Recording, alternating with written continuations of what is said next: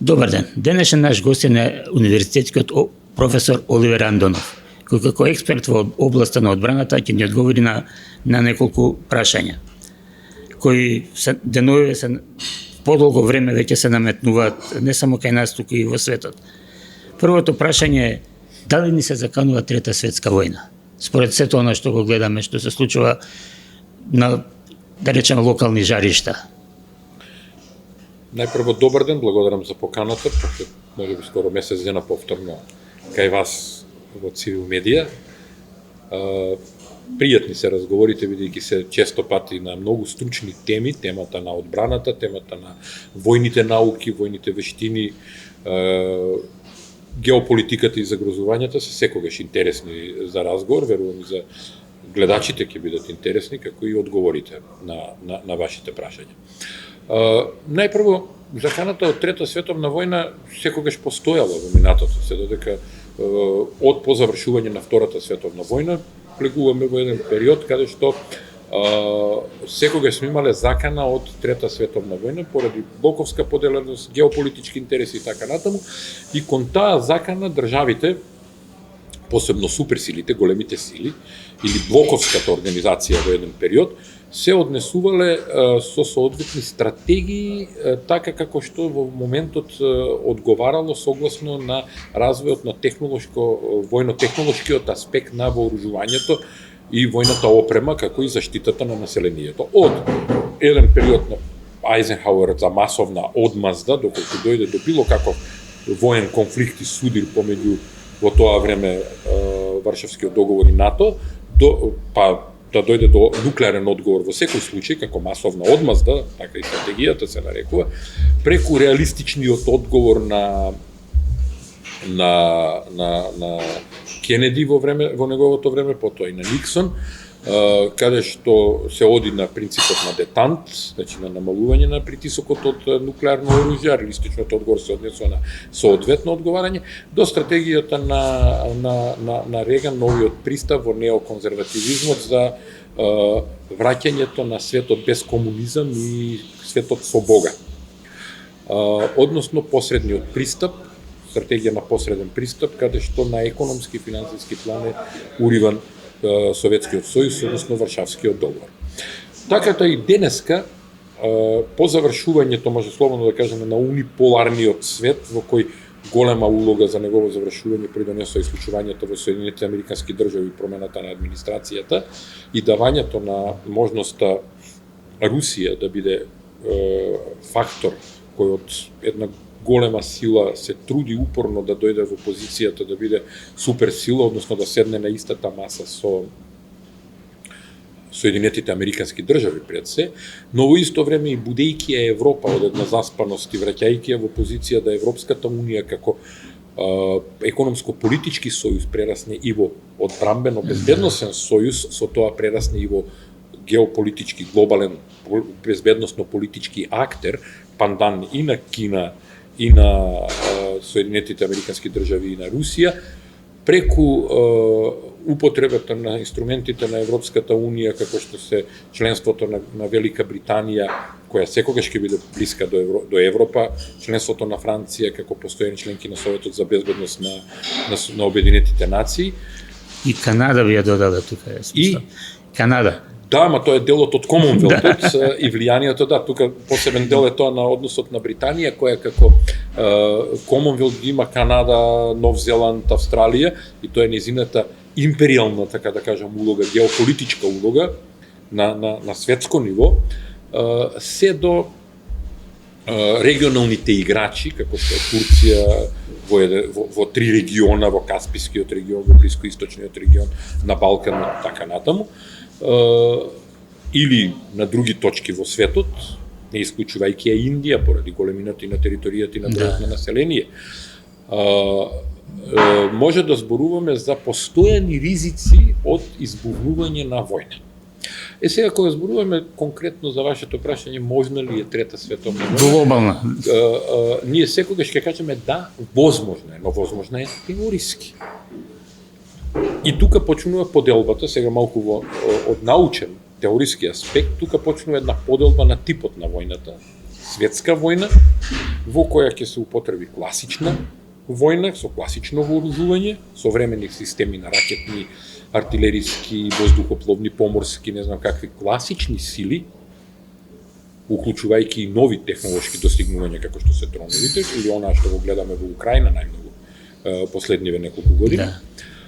Па се до тоа дали би можело да дојде до нуклеарна војна, при што јас затоа ја спомнав стратегијата на масовна одмазда на Ајзенхауер, да се вратиме тогаш треба 80 на години наназад скоро, значи 70 години наназад, и да кажеме што напреднал светот за 70 години ако дојде до нуклеарна војна. Бидејќи одговорот на секоја од страните и покрај ракетните штитови кои ги има, тоа е напредокот, значи има можност за сопирање на посебно на интерконтиненталните балистички проектили, посебно во периодот кога се лансираат, ако навреме се откријат и така натаму. Се поставува едно друго прашање. Каде напредно и еволуирал светот во свеста дека нуклеарна војна и со 10% несопирање на нуклеарните проектили ќе предизвика такви последици што, знаете, човек да се исплаши од тоа што ќе го помисли и прозбори, дури би можел слободно да кажам дека среќни би биле тие кои би загинале во првите удари нуклеарни. Бидејќи последиците потоа, за оние кои не знаат што значи последици од нуклеарен удар, од радиација, е загадувањето пред се. Има процеси на исчистување на вода и на храна, на тоа кој ќе успее, кој ќе успее за во нас како уништени мали земји. Па потоа тука ќе бидат разрушување на големи градови, на големи населени места. Тука ќе има потреба за храна, ќе се деструират системите на државните функционирања. Значи ќе бидат огромни последиците, па посебно за тие што ќе останат живи после првиот удар или маховиот удар кој ќе биде повратен удар, тоа е сепак стручни термини. Радиацијата која би била во одредени зони, загадувањето на почвата, на храната, времењата на полураспад на нуклеарните елементи, тоа е нешто што генерации и генерации, десетици, можеби стотици години би требало потоа да се чувствува.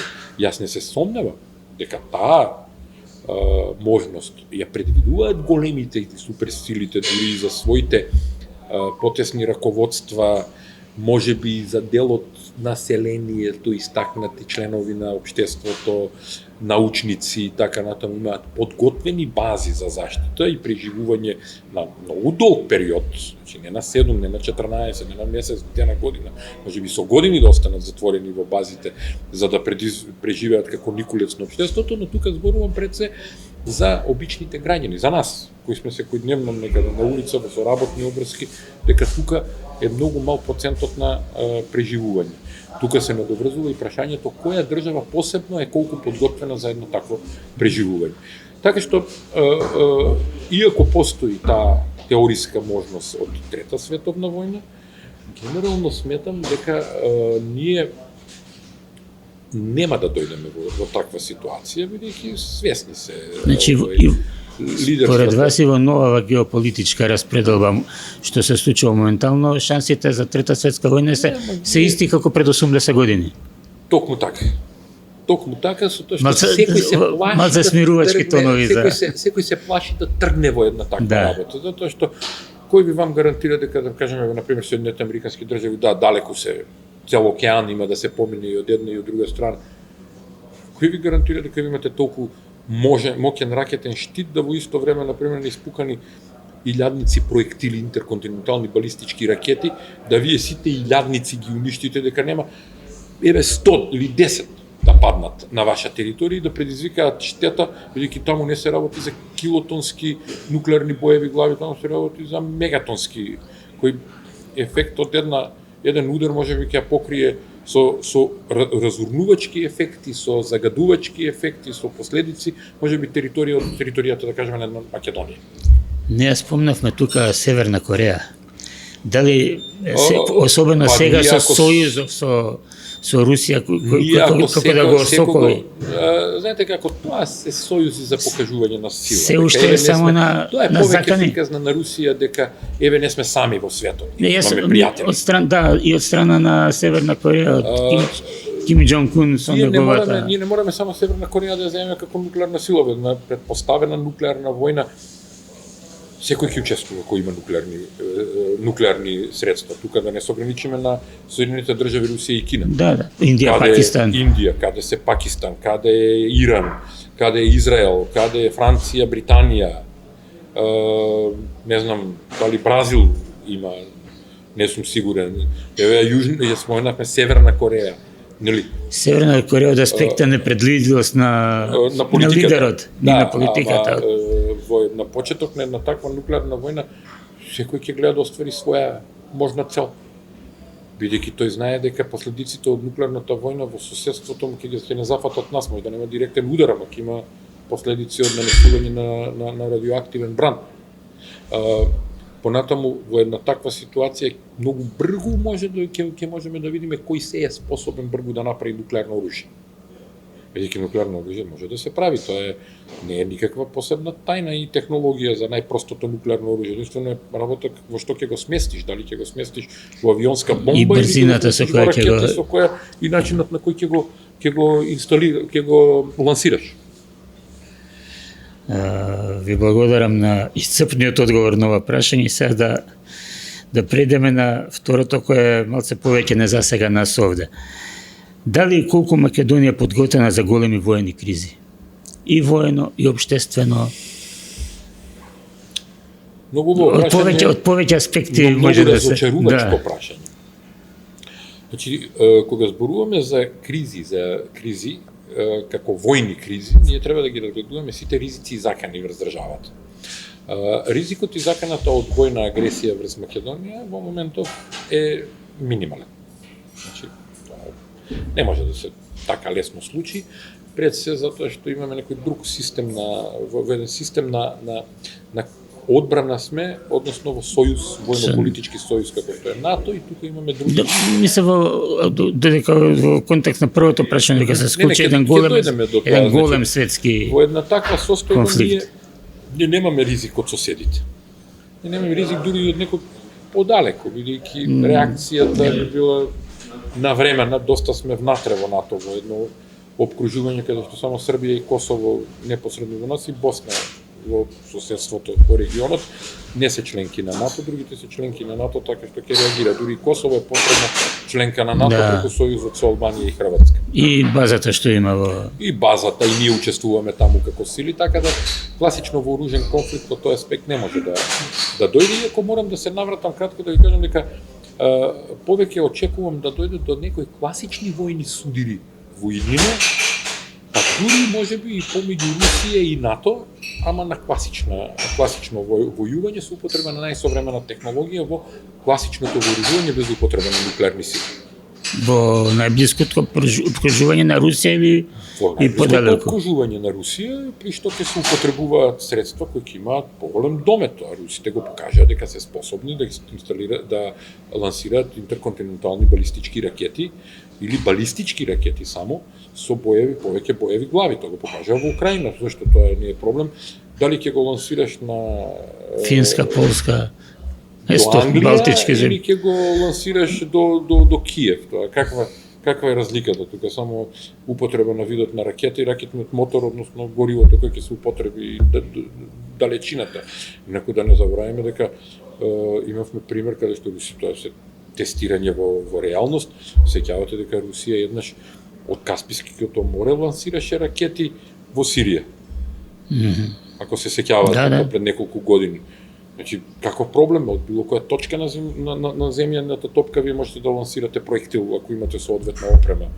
Тие се системи за наведување кои се современи, ви имате една обична ракета противоклопна која или протиавионска е само наведувачка, па не има проблем со такви сложени системи.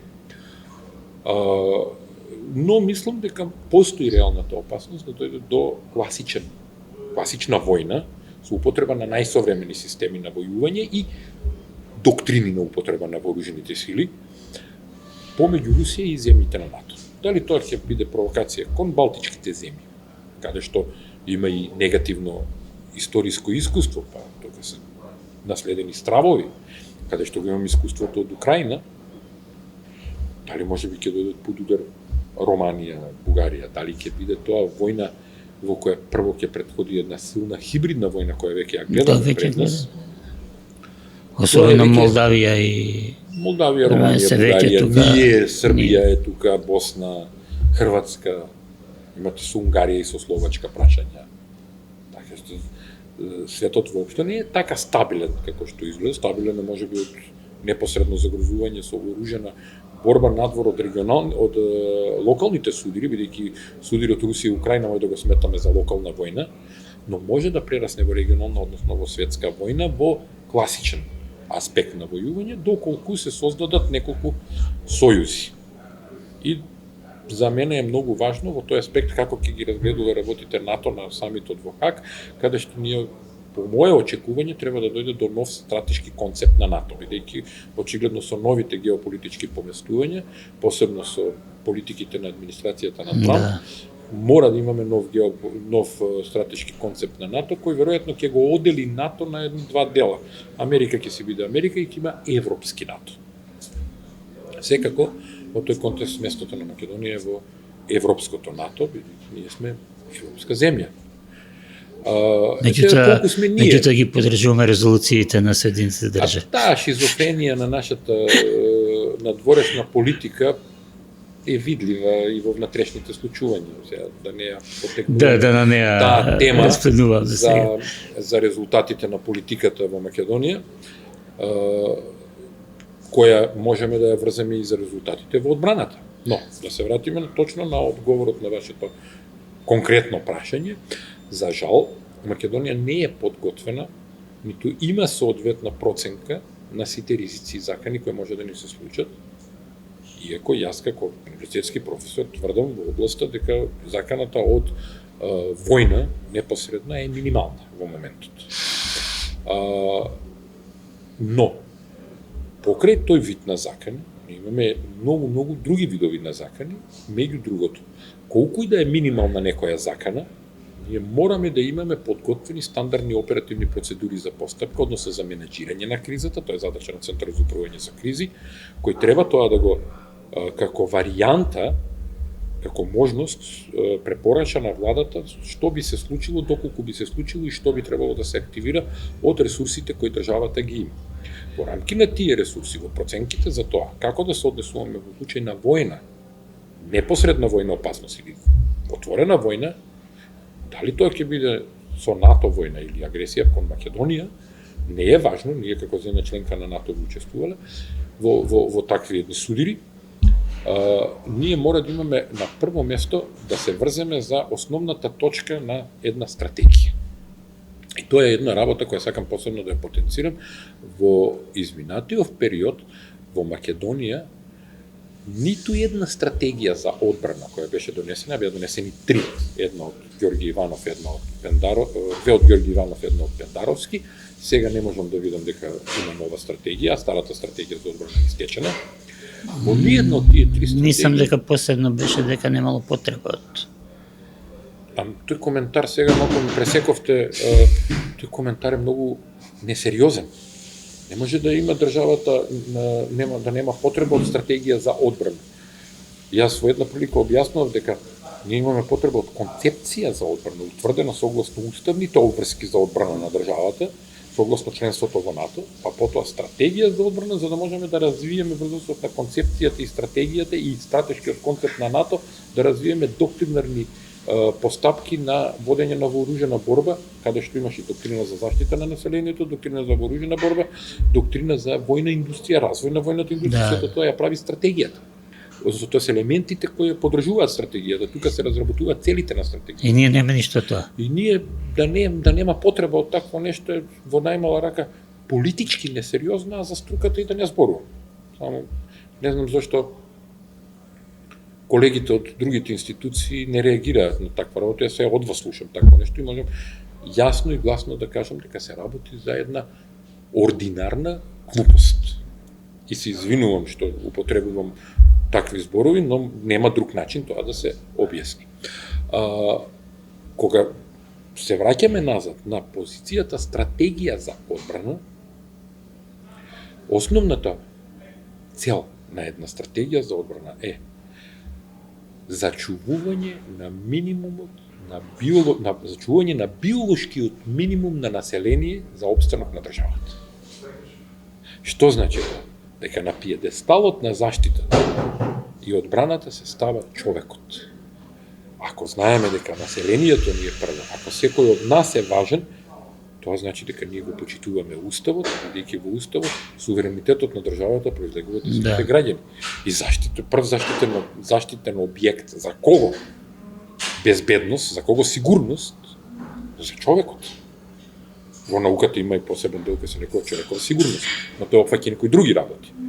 Но во контекст на одбраната, прва и основна цел во секоја стратегија треба да биде заштита на биолошкиот минимум на населението.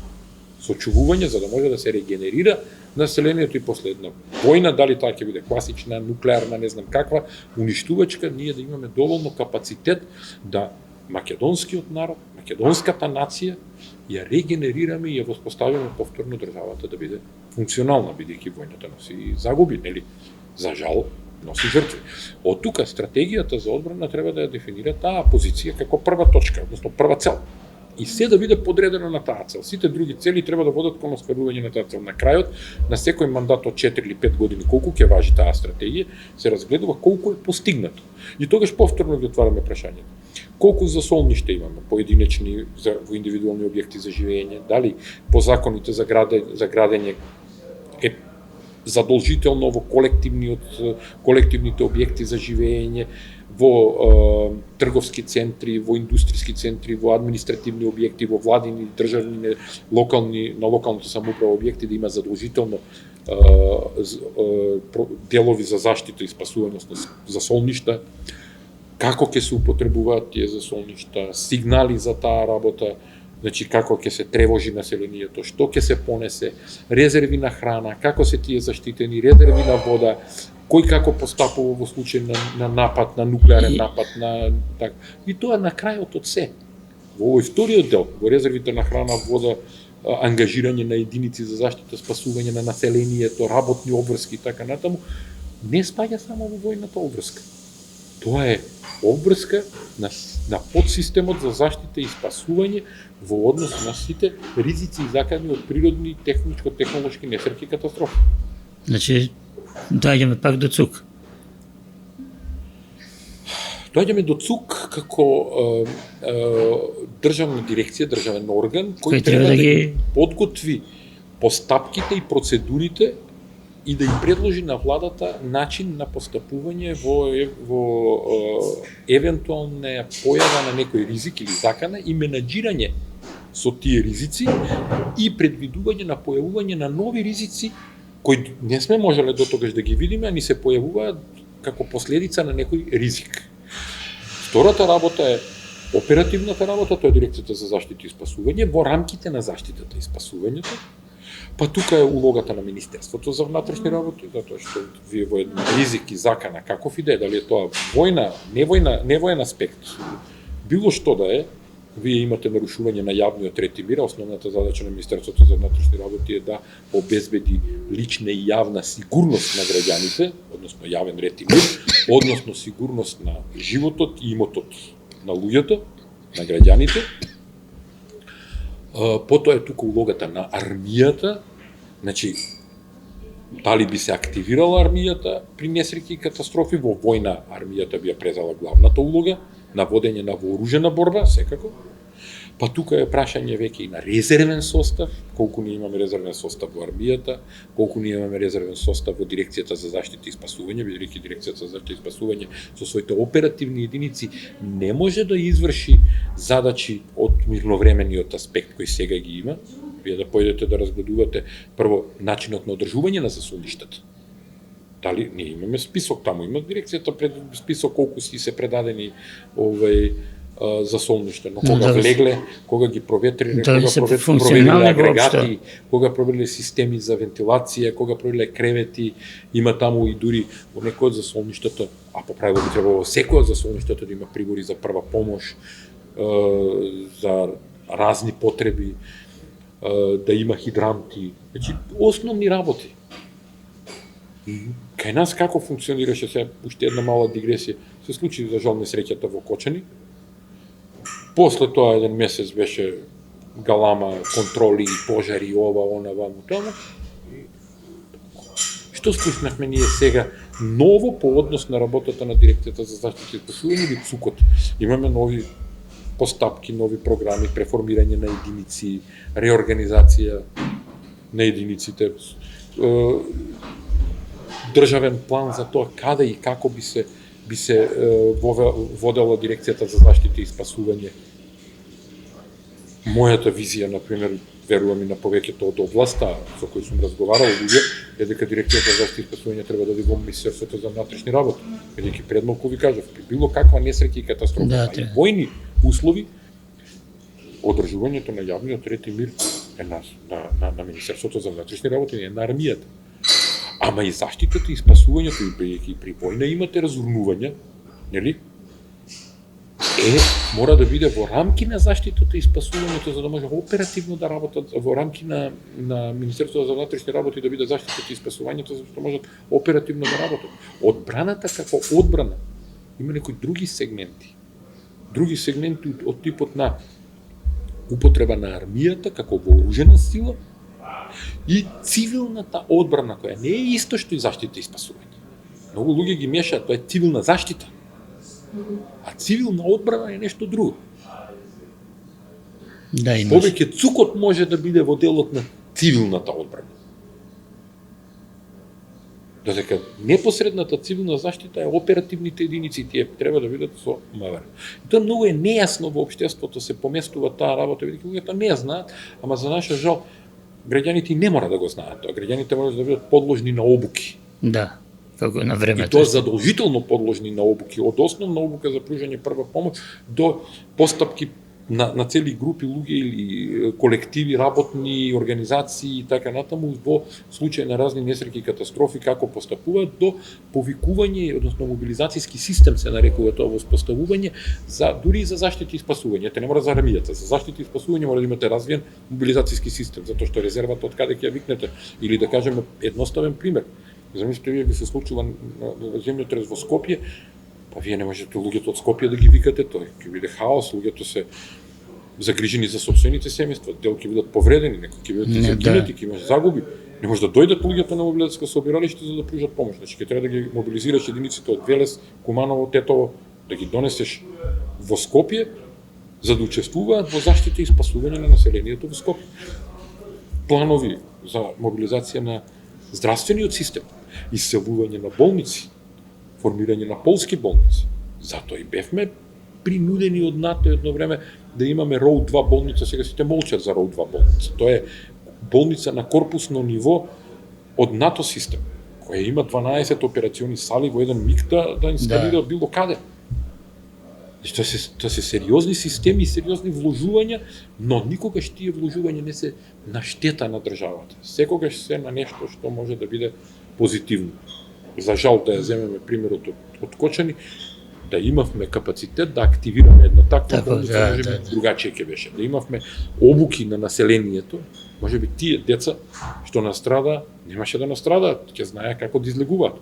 Да имавме систем на надзор, Дирекцијата за заштита и спасување ќе извршеше увид таму уште претходно и ќе го натераше сопственикот да има два помошни излези, да има автоматски систем за гасење.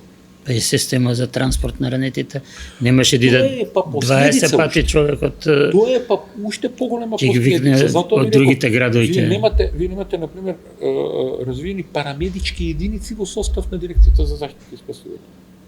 Ама интересно е многу тоа што власта и претходната и сегашната исто се однесуваат немарно кон заштитата и спасувањето и секогаш политички ја даваат на некого за да покријат политичка приказка, не битно, дај му таму нека се занимава со. А тоа е всушност секојдневна работа. И затоа имаме луѓе кои во Дирекцијата за заштита и спасување како раководни функционери, директори, заменици директори, ништо не знаат за заштитата и спасувањето и со тоа немаат ни визија што треба да направат, како да ја реорганизираат заштитата и спасувањето на ниво на тоа да можеме ние да заштитата и спасувањето со 112 бројот активира систем каде што од регионот, да кажем, Во Кочани мора да имате активна екипа од 112, постојано парамедичка екипа, не прва помош. Прва помош у болница е нешто друго. Парамедичка екипа со противпожарна екипа спремна во Кочани, во Каменица, во Виница, во Делчево, во Штип, кај што во даден миг во Пробиштип на наква несреќа и катастрофа тие единици сите за половина час ќе беа на лице место и ќе вршеа евакуација, спасување. Покрај се онаа што во претходно кажав дека требаше да има разработен систем за евакуација, како ќе се движат, што ќе прават, систем за автоматско гасење на пожар. Живееме во 21 век. Сега уште една мала дигресија. Вие знаете ли дека уште 58 година ми се чини или 60, така некако во бункерот на Тито во Коњиц е инсталиран систем за автоматско гасење пожар. Значи, пред 60 години ние сме имале системи за автоматско гасење на пожар кога требало. И каде требало. А денеска, што чини тоа во еден објект да се донесе пропис во кој ти кажува мора да имаш автоматски систем за гасење пожар. На зголемување на топлината над толку, на појавување на чат, автоматски се уклучува. Се уклучува. И завршена работа. Дали е тоа дискотека, дали е кафич, дали е ресторан, дали е спортска сала, не е важно. Значи, нема систем на размислување пред се. Значи, искача дека не е подготвена. Па да, крајниот одговор е дека да, ние немаме подготвен систем. Тоа се покажа во Кочани, за жал. И не се подготвени ни објектите за засолнување. Нема план. Планот за засолнување не постои. Сега, последнава трагедија не поттикна. Па не поттикна само политички декларации. Ништо повеќе, флоскули познати. Земете пример сега во моментов да се случи нешто, да има напад врз државата, воздушен напад. Едноставно да имаме тревога за воздушен напад, прво ние сме се одвикнале да ги разликуваме, не ги знаеме знаците за тревога. А и дали има? Каде ние ги знаеле најблиско солниште овде, кое е ние? Каде ќе одиме ние? Доколку се случи земјотрес, што би правеле во моментот? Јас и вие и снимателот, нели? Последното Скопје сите скоча пред зграда. И чекаат да падне зградата. Или да се вратат назад. Или да се вратат домот. Така. За жал, многу работа има тука. А се уште се сваќа несериозно.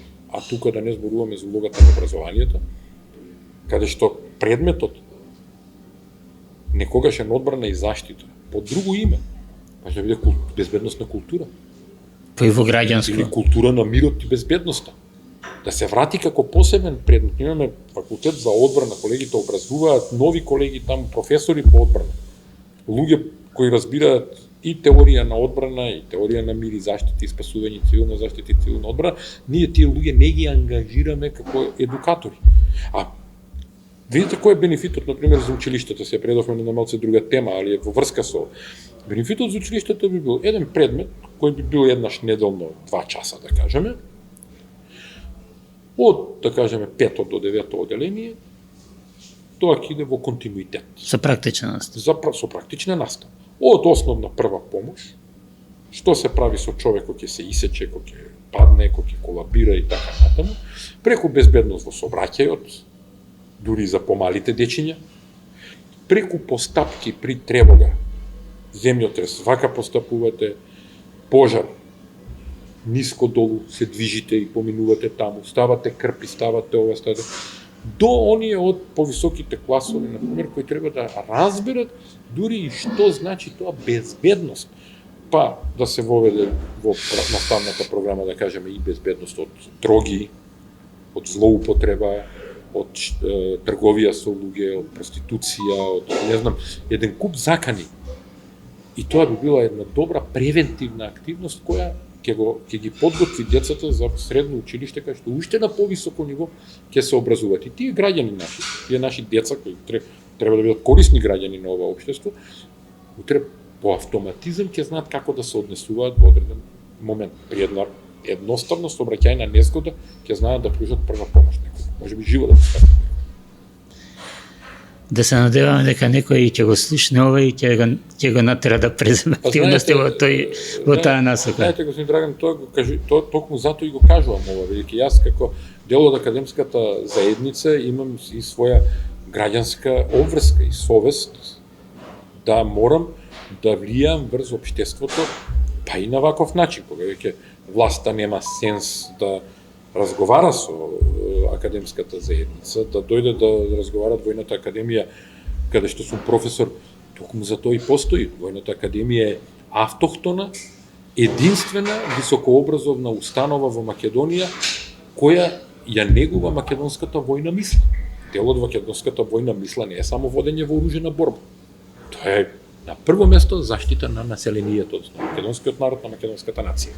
И од тој аспект, поаѓајќи многу неразбирливо кога дури ни Министерството за одбрана нема слух за таа работа да дојде да разговара во однос на промените во заштитата и спасувањето, во однос на донесување на нова стратегија за одбрана, во однос на подготовка за предстојниот концепт стратегиски на НАТО кој ќе мора да дојде после јуни. Значи веќе на самитот ќе мора да се промени тоа. Значи тоа се без визија работи. Не ми е жал што тоа морам да го констатирам, но тоа не само што е без визија, туку и без идеја за почитување на сопствената академска јавност и придвижување на работите.